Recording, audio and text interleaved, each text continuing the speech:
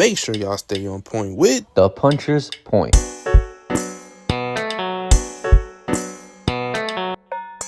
Welcome back to the Puncher's Point. We are at it with another prediction. These predictions just keep on coming and coming and coming. However, this is part two of the Puncher's Point in the red corner collab. Today, representing in the red corner, we got Ricky. Ricky, how you feeling today, man? I'm doing good. Thank you for having me again. Ricky from the In the Red Corner, speaking with Puncher's Point. Perfect. Now today we're going to be predicting Joseph Parker versus Daniel Dubois for the IBF Heavyweight Championship. Now, both of these guys, I mean, Joseph Parker, he's been on the climb for a minute now. I mean, there's been a lot of times where I feel like Joseph Parker could have got that heavyweight shot or heavyweight title shot, but it just kind of kept getting prolonged. But I mean, he beat Deontay Wilder, Zhilei, Zhang. I mean, the guy's on a roll right now, you know. And on the other hand, Daniel Dubois, out of all the guys that were on the come up, we would have never expected it out of Dubois. He kept winning, but nobody really ever talked about him until that Anthony Joshua fight where he basically made headlines. And I always say, and I still say it to this day, even if he becomes undisputed, that Anthony Joshua fight is probably the biggest moment in his career because solely for the purpose of nobody believed he was going to win that fight. That fight was specifically made to hype up Anthony Joshua. And on top of that, you did it in front of the largest Wembley crowd of all time. And I just don't think, as far as stakes, I don't think it gets any better than that. But regardless, we got Daniel Dubois versus Joseph Parker. We're gonna start off with the champion, Daniel Dubois. I'm gonna pass it on to Ricky. So Ricky, if you can give me a few strengths and weaknesses for Daniel Dubois, let me hear it. Okay, so Daniel Dubois, I'm gonna start with the strengths. So one thing I want to say is his strengths was that he starts the fight early with pressure and he's very explosive. So that definitely gets fighters keeps fighters unbalanced. Another thing I would say would be his strength would be his powerful right hand. Like a lot of fighters went down from that right hand that he got. And another thing people don't give him acknowledge, give him acknowledge him for his timing on his punches. He's not a combination thrower. He likes to throw single shots, but they are mostly accurate. So I want to say those would be his strengths. For his weaknesses, because of him focus on accuracy, he overly commits with his punches, leaving himself open for, uppercuts, overhands. Another thing, his wide stance. And that definitely leaves him open for body work. That's definitely something that Joseph should definitely take advantage of. And another thing is he has again, that's just terrible because makes him off balance. He crosses his legs a lot in the ring, and that causes him to be off balance. And coming to this fight to fight Parker.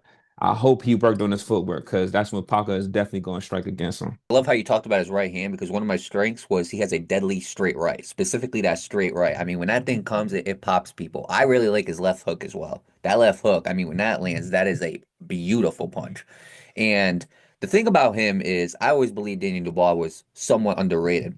The thing about him, I do think he is an underrated boxer. He's a very versatile puncher. I mean, that guy, if he finds an opening, he will hit you with any punch possible. It doesn't matter what. If you need an uppercut, he's going to give it to you. Body shot, he's going to deadly body puncher. Let's not forget about that.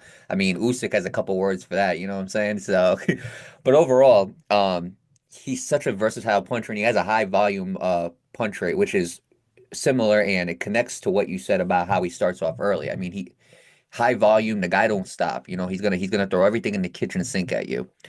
The great counterpuncher as well. I mean, overall, he's gonna find those openings and he landed a beautiful counter on Anthony Joshua nomination for knockout of the year, all that type of stuff. Now, as far as the weaknesses and what you mentioned, I'm glad he mentioned him crossing his feet because Danny Dubois has always looked a little I don't want to use like rude words. I don't want to use the word clumsy. He's always looked a little bit like imbalanced, so to say, you know, but overall, I mean, it's usually worked for him. There's been times where he has lost because of that type of stuff. I mean, Usyk put the work on him. Regardless of that body punch that sent Usyk to the ground, you still had many opportunities to go and end that fight, and Usyk just gave you the work. Usyk, again, the foot movement, which in my opinion is one of his biggest weaknesses, is how a lot of guys with quick footwork and a lot of guys who are quick on their feet. They can definitely cause trouble for Daniel Dubois to the point where it becomes frustrating for Daniel Dubois. It's easy when somebody's standing in front of him and he's able to tee off and he's able to land those punches. And Anthony Joshua's got decent footwork, but it ain't anywhere on the level of like Alexander Usyk. It's not anywhere on that level. So he had his moments to take advantage of Joshua and being the aggressor and pushing and forcing Anthony Joshua back, that definitely helped as well. But he wasn't able to do that against Usyk. And with a guy like Daniel Parker, who I'm going to get to his strengths, more of his strengths in a little bit, but a guy like Parker who has good footwork, I believe that could also be an issue for him as well. And Parker could be the guy to present him with problem. So the other weakness that I think he has, he gets stuck behind the jab too much. I feel like that jab really sticks on him, and he had that problem with the Joe Joyce fight. A lot of people need to go back and watch that Joe Joyce fight because that fight he ended up getting knocked out in that fight or TKO, and it's because his eye was so swollen to the point where he couldn't see nothing, and to the point where his eye was bothering him. But all Joe Joyce had to do was this. That's all he did for the entire fight. And Daniel Dubois had the more powerful punches in that fight. But the thing is, Joe Joyce, that's all he kept doing was just sticking that jab. And when he kept sticking it, he kept hitting him in the left eye to the point where his left eye was swollen shut. You could see Daniel Dubois, he starts rubbing the eye because it's bothering him, and he had to take a knee because it was that bad. So and that happened like years ago. So the fact that that's still a weakness now, that's something I feel like Joseph Parker has to take advantage of. And then last but not least, I mean, you said his wide stance. It's, I mean, you're just creating more targets for Joseph Parker to hit you with. But it's all about also, can you hit Daniel Dubois before he hits you? Can you get in and get out before he ends up landing one of those deadly bombs on you? So that's going to be the big question here. Now, obviously Joseph Parker, he's been in the game for a very, very long time. You know, he's fought like Anthony Joshua and Tyson Fury, and it seems like that era of heavyweights is kind of slowly moving out. So we're focusing more on like Usyk and guys like Dubois, guys like Ajaba, or kind of the newer era of heavyweights that are coming in. But overall, Joseph Parker, he's still standing. You know, I mean, the guy hasn't left. He's not heading out the door like Deontay Wilder, Tyson Fury, Anthony Joshua is. He's still there. So overall, Ricky, if you had to point to any strengths on Joseph Parker and any weaknesses, let me hear 'em. For strength against Dubois, as you know, Dubois is still in his youth. I think he's what, 27 years old. Definitely Joseph have the experience. Another thing is Joseph, in my opinion, he has better footwork than him, so that's going to give him the advantage. And also he has a talent of neutralizing powerful opponents that we already know that are physically powerful than him. He has a nice gift to neutralize those opponents. His weaknesses, uh, definitely he struggles with pressure. He struggles with pressure. He struggles fighting off his back foot.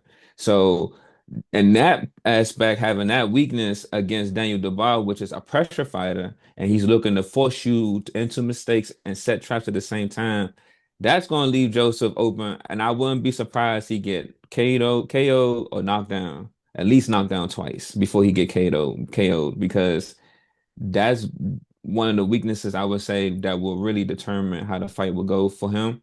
Um, but as long as he stick to his game plan, that's one thing that's why I meant to put that in his strengths. And the strengths he does stick to his game plan.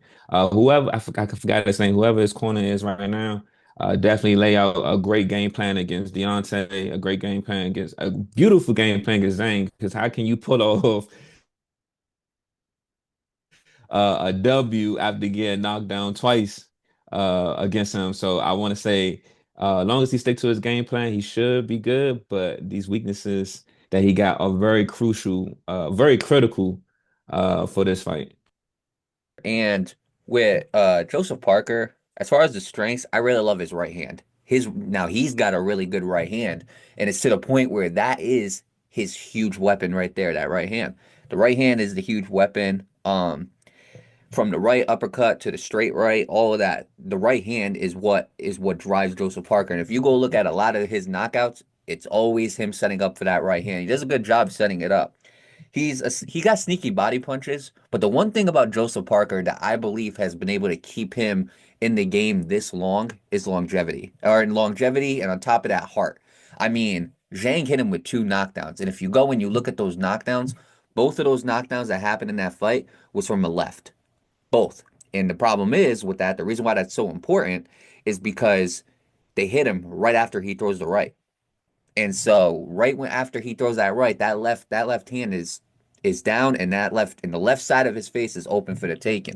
But the thing about Joseph Parker is he always gets back up. The only time he didn't was against Joe Joyce. And I believe Joe Joyce knocked him out so hard to the point where he was like discombobulated. He tried to get back up. It's not like he just stayed on the ground. He tried to get back up. He didn't beat the count. But overall, Joseph Parker's got a lot of heart, especially later on in his career. A lot of heart. He even had I believe he got knocked down against Dillian White, and then he got back up from that as well, and he ended up winning that fight. So overall, I will say that Joseph Parker does have a lot of heart. Now, as far as his weaknesses, besides him getting hit with the left all the time, the problem with Joseph Parker is he gets too complacent. Like you mentioned, sometimes when he goes up against guys who are more aggressive than him, he ends up basically kind of fighting off of his back foot. He ends up kind of just fighting for survival. And I feel sometimes he gets a little too cautious. And that's just something he can't do in these fights. And I think he's gotten better at it because the Zhilei Zhang fight was proof of that. You know, how he was able to get knocked down twice and still be able to fight and still be able to fight enough to get that decision win. Because overall, I mean, he was outboxing Zhilei Zhang. It was just those two knockdowns that really made it close. So overall, he's gotten better at that, but I do believe that is still something that I believe Daniel Dubois can kind of take advantage of. Now, the problem with both of these guys is they're kind of like mirrored, they're kind of opposite of each other. So for instance, in my opinion, Dubois has a problem with right hand fighters. In my opinion, Parker got a problem with lefties. So that's the big key right there is whose punch is going to matter more. Is it going to be Parker's right or is it going to be Dubois' left? But then on the other hand, Dubois also got that straight right as well. So I believe Dubois got more tools to win this fight, but I believe Parker has more fundamentals and a lot more weaknesses that he could pick too in this fight. So overall, that's why I think this fight's going to be probably the best fight on this card by far. Now, as far as the keys to victory, I'm gonna pass that back on to you, Ricky. For both guys, what would you say would be the best keys to both of these fighters coming out of this fight with their hand raised? Let me start with I'm gonna start with Parker first. One thing Parker will have to do again, because Daniel Dubois is an explosive fighter, he has to keep the fight in the middle of the ring. Along with that, as a combination, he has to push him back as well. He cannot give him any respect in this ring at all, and he has to stay active because one thing that was a keys to successful Usyk to win against the boys, he stayed active. He didn't give him a lot of time to reset or plant his feet again. Daniel Dubois has terrible.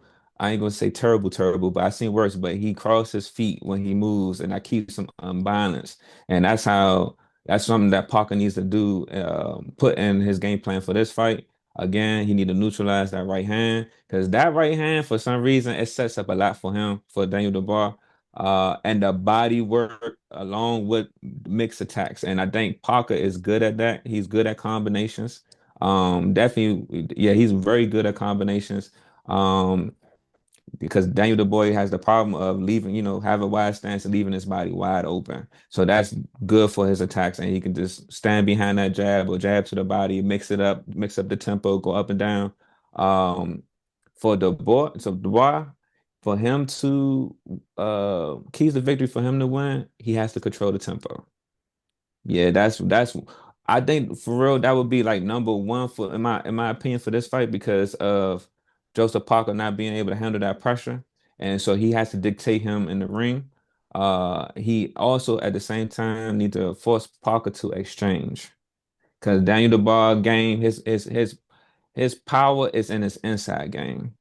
It's not really, on the outside keeping the distance. He likes to close the distance and pressure all his fighters, especially in the corners. So he definitely need to force Parker to exchange with him so he can get those shots that he like to get that good right, get that good left.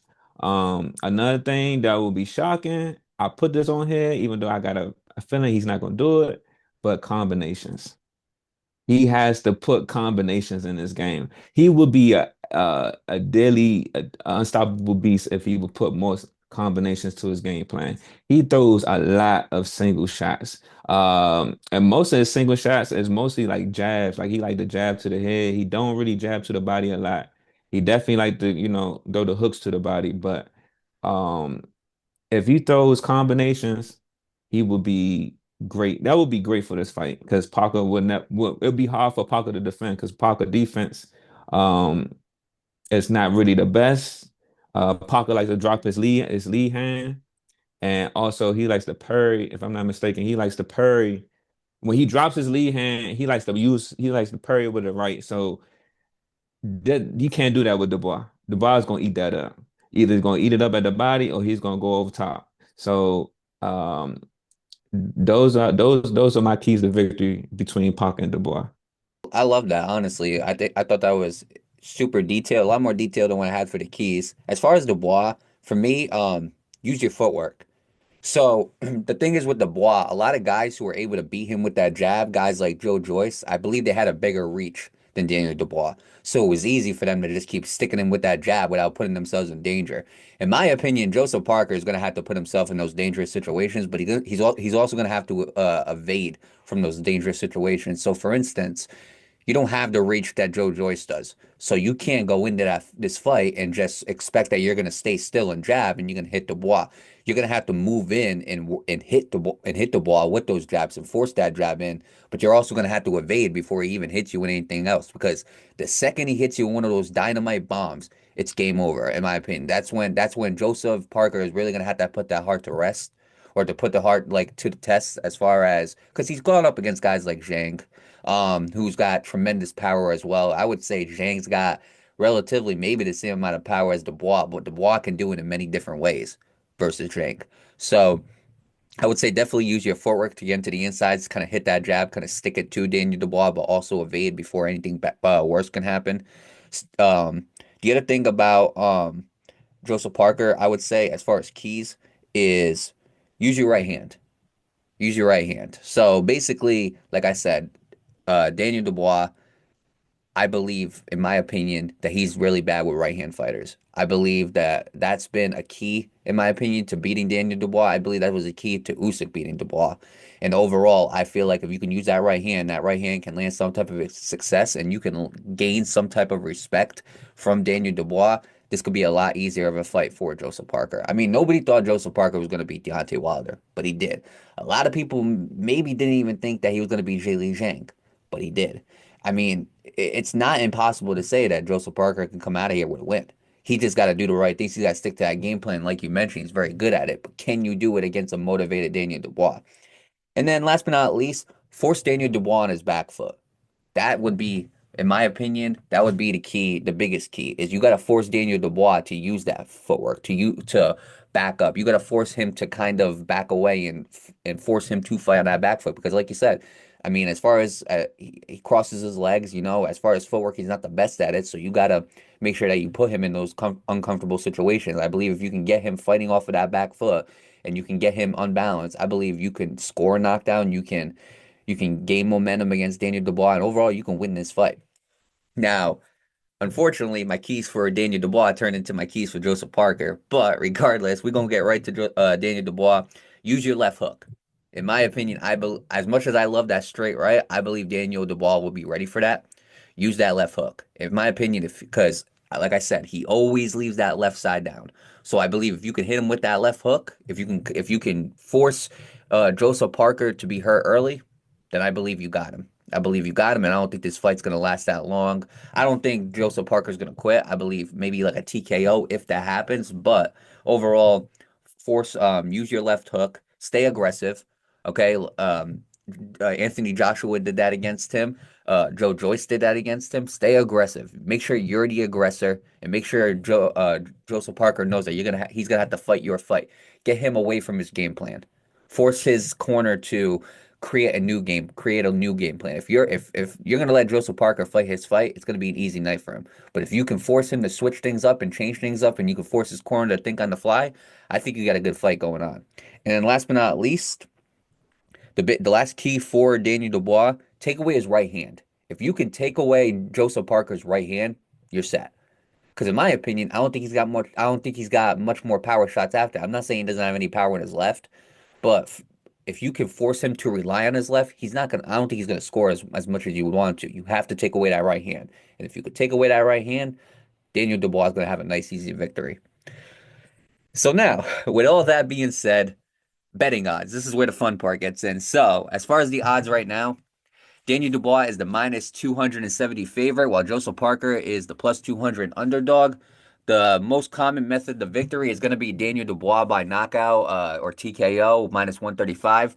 The least likely method to victory, besides it being a draw like a DQ or anything like that, would be Joseph Parker winning by KO at plus 700. Now, before I ask you for your prediction, Ricky, so it seems like Daniel Dubois, from what I noticed whenever he's talked or he's spoken in like certain interviews or anything like that, it almost seems like he's kind of looking past Joseph Parker. He's already focused on Usyk. He's already he before that he was focused on the winner of Usyk and Tyson Fury. He was already focused on those big fights. It seems like he was looking past Joseph Parker. So my question to you, before you answer, give me your prediction, do you believe that has any effect over the fight? And then last but not least, how do you see this fight going? Who do you got winning? How do you see it happening? And if by knockout, what round? If by decision, which one? Whether that's unanimous, split, or majority. I 100% agree with you. Uh, I'm hoping that he humble himself, but Daniel is definitely looking super past Parker. He's underestimating Parker. He's thinking it's just going to be a cakewalk, easy fight for him. And I think Parker, that's why I tell Parker, that's why I was saying Parker can't give him no respect.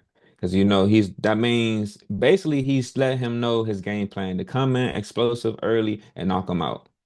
He's thinking it's going to be straightforward like that. So Parker definitely has to, you know, dig in and get, man. The other thing I should have put in my keys for him, I just thought about it. Stick, like you were saying earlier, stick and move. He need to use a lot of stick and move in the early rounds while the boy is trying to force him, and then take him in deep waters in the late rounds. Who I have winning, even though I have a percentage, so it's like 40% is Parker and 60% Dubois. Um, I got Dubois winning by knockout. I can't really see the fight going past seven rounds. I got sleep number seven. I can't see the fight going past seven. Sleep number seven. All right, all right. And from what you said, so the way I looked at it, Joseph Parker, I mean, recently he's been crushing plans. He's been crushing dreams. I mean, when Anthony Joshua, I believe when he beat Otto Wallin, he had that win. And then right before that, it was Wilder versus Parker. And all you needed was Wilder to beat Parker, and he couldn't do it. So then, all of a sudden, Wilder and Anthony Joshua, that gets crushed. Fast forward, he goes up against Zhilei Zhang. Zhilei Zhang is in his 40s. So he doesn't have much time to chase a title. And I said right at that fight, I said right when that fight was approaching, Zhilei Zhang, if he loses this, that might be his last chance at a title. And Zhilei Zhang, in my opinion, is a good fighter, and I really like Zhang, and I would like to see him fight for a title. Joseph Parker ruined that. So Daniel Dubois right here is looking at undisputed. He's looking at that rematch against Alexander Usyk. I don't know, man. A part of me is saying that Joseph Parker could walk away with this, but it's tough. You know what? I'm gonna take a risk only because this Joseph Parker, I can't see him getting. If you're gonna knock him out, you either got to. I believe it's either gonna be by a stoppage or you're gonna flatline him, and I don't know if that's gonna happen. In my opinion, I think Joseph Parker was prepared for this when he fought Zhang. I believe Zhang was the biggest preparation for this because even though he doesn't have as many tools, I don't think it's gonna be as big of like a blowout or anything like that from Parker's stance. In my opinion, though, I think I'm gonna have Parker by decision. I think that Zhang fight prepared him enough to end up beating Daniel Dubois because I believe if you could feel, because in my opinion, Zhang has always had the best hook in the heavyweight division. His hook is a fucking missile. Like if we're talking about Daniel Dubois' dynamite, Zhang has a missile for a hook. And if he could take those and keep getting back up, if he could take two knockdowns from Jay and get back up and fight, then I'm cool with that. And I believe he does have that movement to be Daniel Dubois. And I believe if he could just polish up some things, if he just doesn't rely too much on that right hand and he just, throws his punches together and is able to evade all of Daniel Dubois' attacks, I think that Joseph Parker can walk away with a unanimous decision. You got something to add, Ricky? So I just wanted to see if I can change your mind a little bit. So imagine Zhang Power, but again, well, I'm gonna put like the Dubois has Zhang Power, but faster and youth on his side. So again, the reason I put that in my head because Zhang could have finished the fight with Parker. And the only reason why he couldn't finish the fight because he gassed out. When them times when you know how when boxers get the knockdown, that's your time to shine. That's your time to go ahead pick up the pace and go ahead and get a TKO or a KO. And Zhang, because of age, he gassed out. But we have the bar who's going to follow up behind that. As soon as he smell blood, he is going to press the gas at least for the before he take off, at least going to be the next 2 rounds before he take off. And that's where I feel like Parker is going to fall victim to in this fight. That's what would kind of lead me to go more for Parker because again, I was just like you. I couldn't pick who was going to win, who was going to lose. I mean, I was honestly before we even started the show, I was like, I might as well say a draw. But once I was watching the fight, him Zhang and Parker fight, and I would just realize I was like, if that was the bar in that moment, the fight would have been over after the first knockdown. He would have applied the pressure, and he would have landed the shot, the same shot that he knocked him down, but he would have landed again. It's definitely something to think about for sure. And I mean, you're not wrong because Dubois also showed great boxing against Anthony Joshua, and that's a guy who is a better, relatively for the most part of his career, a guy who is relatively better, got more skills than a Dressel Parker. So you might have convinced me to switch it up. I just don't know when that knockout would happen if it did. But I'm gonna tell you what, I'm gonna switch it up. I'm gonna go because I believe Joseph Parker got so much heart, and I don't think if it does happen, I'm gonna go TKO round 11 for Daniel Dubois. I'm gonna go TKO round 11 for Daniel Dubois. I wouldn't be surprised if it went any of these decisions, any of these methods to victory that they got listed. I wouldn't be surprised over any of them. Honestly, this is the only one where I wouldn't be surprised if anything happened. But give me Joe. All right, you got my mind changed. Give me Daniel Dubois by 11th round TKO. Now listen, if this is wrong and Joseph Parker ends up winning this fight, you're gonna be hearing me yell Ricky like Boys in the Hood, man. I'm letting you know that right now. Like I'm like like I got you, and I know what it's like because I changed because when I did Benavidez versus Andrade with Breezy, I had him I thought Andrade was gonna win that fight just because I thought it was a new look that Benavidez never saw, and I had him change. He originally had Benavidez and he changed it to Andrade, and I was at fault for that because Andrade took a beating, but. Yeah, no, you made some great points, honestly. And then when you really think about like recently and things like that, when you really think about what he did to Anthony Joshua, I mean, Daniel Dubois is on the roll. The only way Daniel, in my opinion, I could see Joseph Parker outboxing him. I could see Daniel Dubois knocking him out. But the last thing Daniel Dubois needs to do, he cannot overlook this guy. Joseph Parker has been on the rise for a very, very long time, and he's got his shot at a heavyweight championship. So he's got to take advantage of it. So Daniel Dubois cannot look past him like he's just a tune-up fight or anything like that. Because Joseph Parker is much more. I will say that. And now, with that being said, that fight's going to be on February 22nd as part of that stacked the Last Crescendo card. Obviously, we've gotten through Shakur Stevenson, Floyd Schofield. We gotten through Daniel Dubois and Joseph Parker. Last but not least, Artur Beterbiev versus Dmitry Bivol. That is going to be on a separate day overall, and hopefully we can get the entire in the red corner cast to come along. But overall, Ricky, I appreciate you coming on to the show. And last but not least, before we leave, do you want to give a quick shout out to you along with in the red corner and refuse to lose as well? Just want to shout out in the red corner. Please, subscribe on YouTube. Also follow the Refuse to Lose Network. And shout out to my co-host. You guys need to be here. I'm glad you said that, Ricky, and I hope and I got trust they'll be here for that last one. That's a big fight. And if somehow they're not, you're gonna get all four of us anyway. Once I hop onto their episode as well when they cover all three of these fights at one time. So it's definitely a good fun time for the Puncher's Point, along with in the red corner, you know. But definitely check them out. They got some great things going on. I'm gonna make sure I have their information across the screen like I did with the last episode. And overall, just make sure y'all continue to tune into the content that we're going to be providing. Make sure y'all continue to tune in to the Puncher's Point. You know, we got some great episodes coming for you guys. Obviously, it's been nothing but predictions and post fights. But overall, we hope that we can get some big news that gets confirmed. Terrence Crawford, Canelo. Um, Hopefully we get some news that will actually be confirmed, you know, and overall, once that happens, we'll be right on it and we'll give the update, our takes, all that type of stuff. But with that being said, make sure y'all subscribe to In the Red Corner on YouTube. Make sure y'all follow them on the Instagram as well. Same thing we Refuse to Lose on YouTube and Instagram. And last but not least, as far as the Puncher's Point, make sure y'all stay on point with the Puncher's Point.